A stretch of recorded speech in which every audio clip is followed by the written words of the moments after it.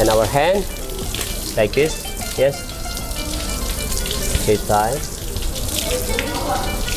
Okay. And we have to wash our ear, like this, yes.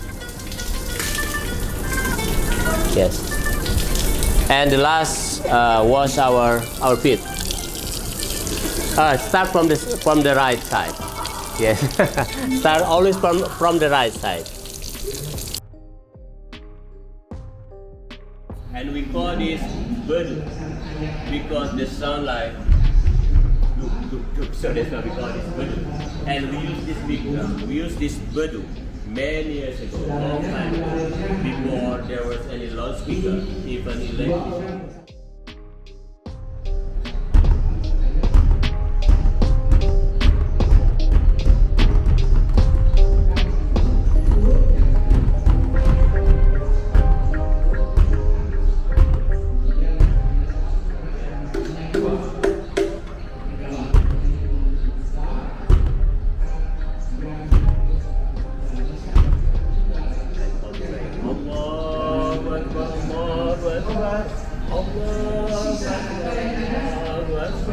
That is called to prayer. We call this azan.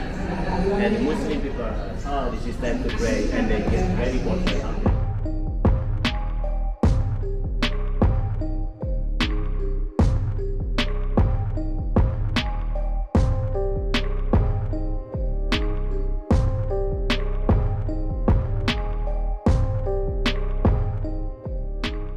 I had never been to a mosque before. I am from the South in the United States. I'm from the deep South. I was raised as a Christian in a Baptist church, so I'm a part of like the Bible Belt states in the South, and visiting a mosque was like a huge culture shock for me. And I'm so happy that I had the experience to visit the Istiqlal Mosque because they provide free guided tours. And so that's what this video is going to be about, like me sharing my experience visiting the Istiqlal Mosque and me sharing some of the things that I learned about Islamic teachings and principles that I didn't know before, because I had never gone out my way to like learn about Islamic culture. It's just kind of like stereotypes.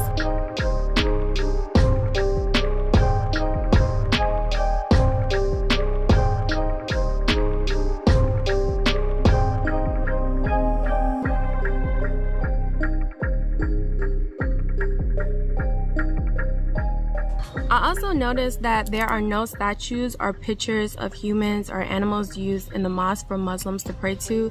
There's a lot of symbolism and geometric patterns in Islamic culture. Anyway, I like with Islamic art that they don't put a face to the concept of God or the concept of this Christ-like enlightenment type of energy, because it's not a physical thing, it's more spiritual. As I've gotten older and I've experienced life, I've had to understand like the spiritual meaning behind a lot of situations, which allowed me to transform how I perceive situations and be able to move forward. Growing up as well, like the image of Jesus Christ for me created such a disconnect. That was like my first disconnect with Christianity, was the image of Jesus Christ. And now that I'm older and I realize like I pretty much take away the spiritual aspects of the Bible, I realize, okay, it's not like this image of Jesus Christ that you need to aspire to. Is more of a spiritual type of enlightenment type of energy. I like that with Islamic art, there is no physical like face to it. It's more just, it's geometric patterns, it's color schemes, is a way of viewing life, and I love that it's so multi-dimensional.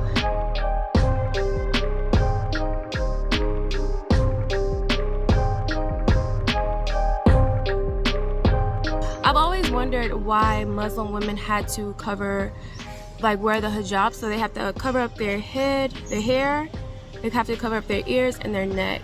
And I've always like wondered why. I thought it was something that was oppressive. I thought the men were like forcing the women to wear headscarves and cover up their bodies. The common reason is to show modesty, but I was speaking to a Muslim woman and she was telling me like the spiritual aspects of it, which is when you wear the hijab, is really protection from negative energy and like harmful intent from other people, because your hair is an extension of your nervous system. That resonated more with me. I was like, okay, I can understand that, because growing up as a Black American, you're told like your hair is your crown. You don't allow people to like play in your hair or touch your hair, or like, you know, kind of like treat you like a pet. I was like, okay, I understand that, because you never know, someone can be very envious, and that is something that it's life. Like, you have people who are envious, and so you want to make sure you protect yourself. So that is something I can understand. So women who do choose to wear it, it's a way of showing their obedience to Islamic beliefs and to their culture. Like, they're showing that they're proud of their culture, and I think that that is very beautiful. I'm just happy to know that it's not anything oppressive, okay?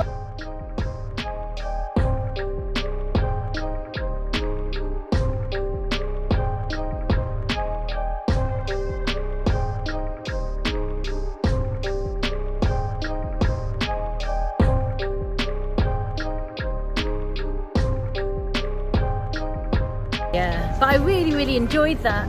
And the tour guide, I think he was standing in for all his fellow staff mates, where there's normally 5 and there was only 1 of him. But I really liked him. He had good character, good energy, and I learned a lot actually. They're really good to have those tours.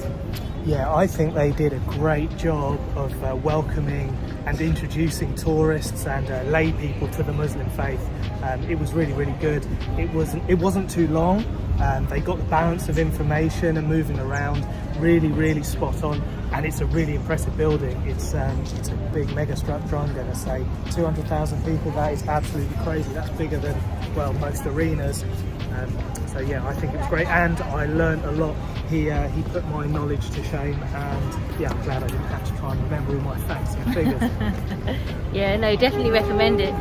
I like the fact that there is a big emphasis on unity as well between faiths. And I didn't catch it, but at the end he was saying how they regularly welcome in worshippers in the Cardinal from the Castle Cathedral, which is just across the waterway. So yeah, and also I think it's given me a pause for reflection on the nature of faith and which faiths are attracting followers. And I can see why the Muslim faith is growing.